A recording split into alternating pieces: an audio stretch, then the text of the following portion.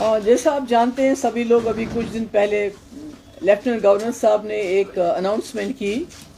उन्होंने कहा कि हम कोई 1,99,550 जो है उनको बेघर लोगों को 5 मरला ज़मीन देना चाहते हैं। प्राइम मिनिस्टर के कोई प्रोग्राम है उसके अंडर।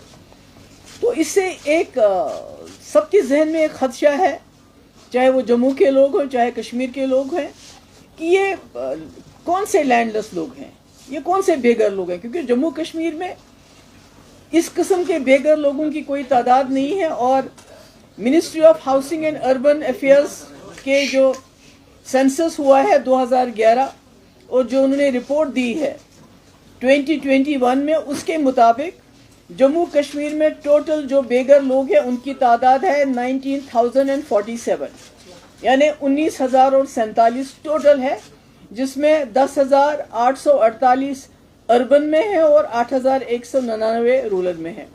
अगर कुल 19,000, ये तो गवर्नमेंट ऑफ इंडिया का है, ये तो पार्लियामेंट में ये बात हुई है। पार्लियामेंट में एक सवाल का जवाब में ये बताया गया है 2021 में कि जम्मू कश्मीर में बेघर लोगों की कुल तादाद 19,047 है।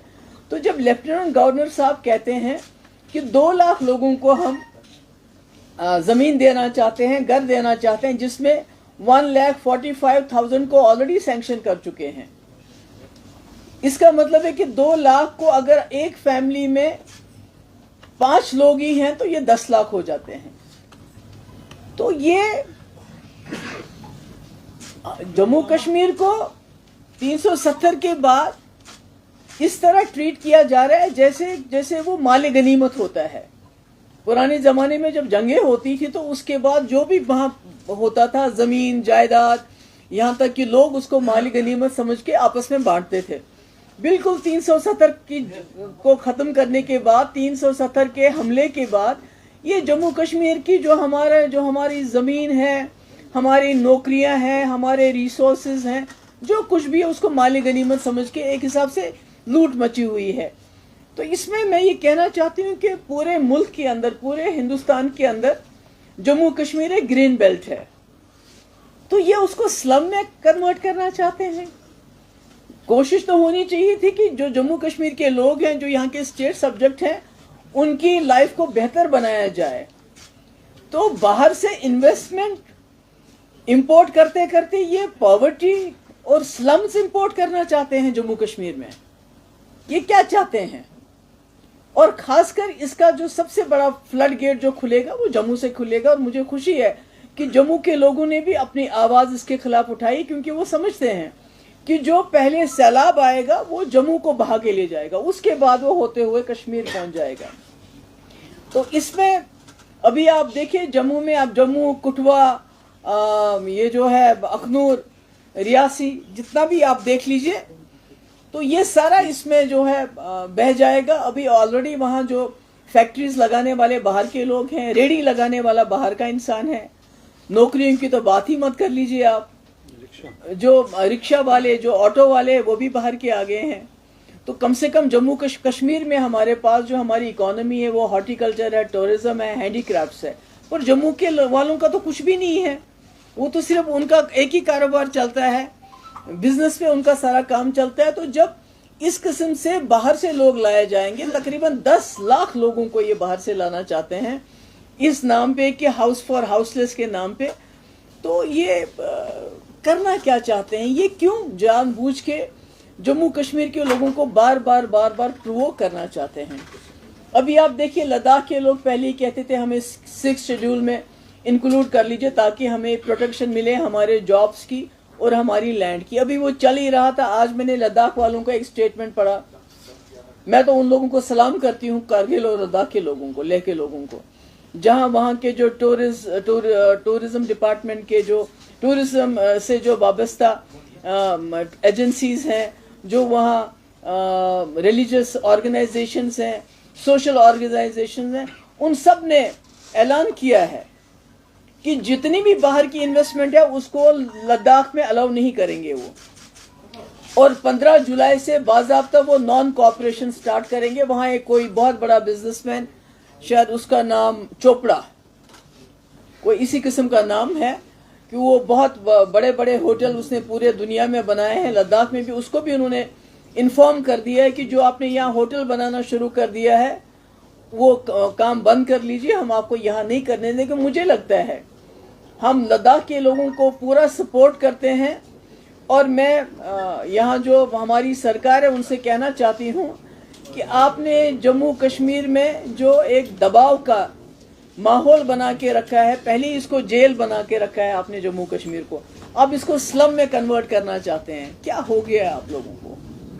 کس کشمیر کو؟ وہ کشمیر، وہ جموں کشمیر کے لوگ، ہم تو ریفیوجی بن کے ہم نے آپ کے ساتھ ہاتھ نہیں ملایا تھا، ہم ریفیوجی اس ملک میں ریفیوجی بن کے نہیں آئے تھے، بلکہ دنیا کی سب سے خوبصورت زمین لے کے ہم آپ کے ساتھ ہم نے ہاتھ ملایا۔ آج آپ ہماری اسی زمین کے پیچھے پڑے ہیں، تو مجھے لگتا ہے کہ یہ نہیں ہونے دیں گے ہم، لیٹ می ٹیل دم، یہ نہیں ہونے دیں گے۔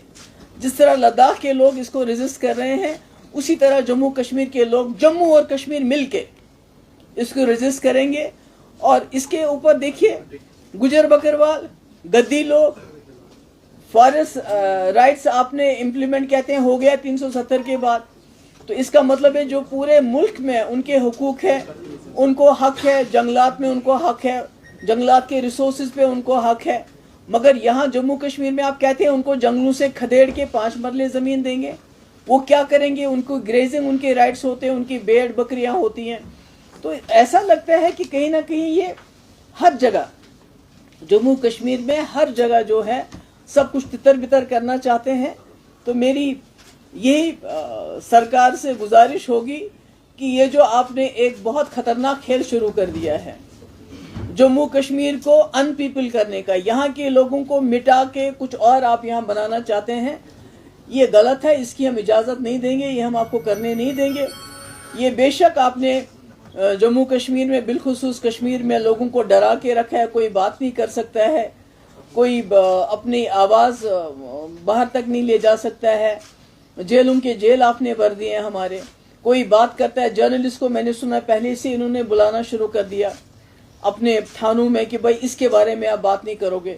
جو چھوٹے چھوٹے لڑکے لڑکیاں فیس بک پہ کوئی بات کرتی ہیں ان کو الگ سے دھمکیاں دینا شروع کر دیا کہ اگر آپ نے اس کے بارے میں خلاف بات کی تو ہم آپ کو کیس جو ہے آپ کو جیل میں ڈال دیں گے۔ تو میرا یہ کہنے کا مقصد ہے کہ یہ غلط ہے، اور اس قسم کی کارروائی جو ہے آپ ہم کو مجبور مت کیجئے کہ جو لداخ کے لوگ نان کوآپریشن، ابھی تک آپ نے ہمارے لوگوں سے جو لوکل ہیں ان سے لیز لے لی ہوٹلز کی، باہر کے لوگوں کو آپ دے رہے ہیں، گلمرگ ہو، پہلگام ہو، یہاں ہو، جو یہاں سینکڑوں سالوں سے جن کے پاس لیز تھی ہوٹلیئرز کے پاس، ان کو آپ اس سے دستبردار کر رہے ہیں، باہر والوں کو دے رہے ہیں۔ اب آپ ہماری جو بچی کچی زمین ہے، کیونکہ زمین تو ہمارے پاس زیادہ ہے نہیں، جو بچی کچی زمین ہے اس کو آپ ہوم لیس کے نام پہ، بے گھروں کے نام پہ باہر کے لوگوں کو دینا چاہتے ہیں، اور شاید اس سے آپ کو لگتا ہے کہ 10 لاکھ لوگوں کو لا کے آپ اپنا ووٹ بھی بڑھائیں گے۔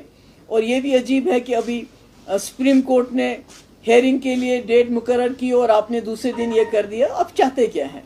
تو میرا یہ کہنے کا میری بڑی معتبانہ گزارش ہے کہ ہم بڑے امن پسند لوگ ہیں، اور 2019 سے آپ نے خود کہا پتھراؤ بند ہو گیا، کوئی قسم کی کوئی یہاں وائلنس نہیں ہو رہی ہے۔ اگر سب کچھ ٹھیک ٹھاک ہے تو پھر آپ جان بوجھ کے یہاں کے لوگوں کو اس قسم مجبور کیوں کرنا چاہتے ہیں؟ اس قسم why are you pushing them to the wall؟ تو میری یہی معتبانہ گزارش ہے سرکار سے بھی اور یہاں کے لوگوں سے بھی کہ لیہ اور کرگل کے لوگوں سے سیکھے، جموں اور کشمیر کے لوگوں کو بھی اکٹھا ہو کے اس حملے کا یہ جو حملہ ہو رہا ہے ہم پہ، ہماری زمینوں پہ، ہمارے جائیداد پہ، جب وہ آئیں گے تو آپ کی پانی، آپ کا بجلی، آپ کی نوکریاں سب آلریڈی تو پہلے ہی بٹ رہا ہے، پہلے ہی جا رہا ہے۔ یہاں تو بجلی کا آپ نے حال دیکھا کیا ہے، جموں میں بجلی کا کیا حال ہے۔ تو اس میں جب تک ہم جموں اور کشمیر کے لوگ، میں اپیل کرتی ہوں اکٹھے ہو جائیے، اور لداخ کی طرح آپ بھی اپنی آواز کو اکٹھا ہو کے اٹھائیے، تاکہ ہم یہ جو اس وقت ہم پہ حملہ ہو رہا ہے، ہماری شناخت پہ حملہ ہو رہا ہے، چاہے وہ ڈوگرا شناخت ہو، چاہے کشمیری شناخت ہو، ہماری زمین پہ۔ مجھے بتائیے جموں میں ہزاروں کی تعداد میں ہمارے کشمیری پنڈت ہیں، کیا آپ نے ان کو 5-5 مرلے زمین دی؟ پہلے وہ گھر بنا لیتے، آپ نے تو ان کو فلیٹس میں بیچارے بیٹھے ہوئے ہیں، ایک ایک کمرے کے فلیٹ میں وہ بیٹھے ہوئے ہیں۔ اگر دینی ہے زمین تو ان سے شروعات کر لیجئے نا۔ ان سے شروعات کیوں نہیں کرتے ہیں؟ جو بے گھر ہو گئے، جو یہاں سے جموں چلے گئے ہیں مائگریٹ کر کے. VK نیوز، راشٹر کے نام.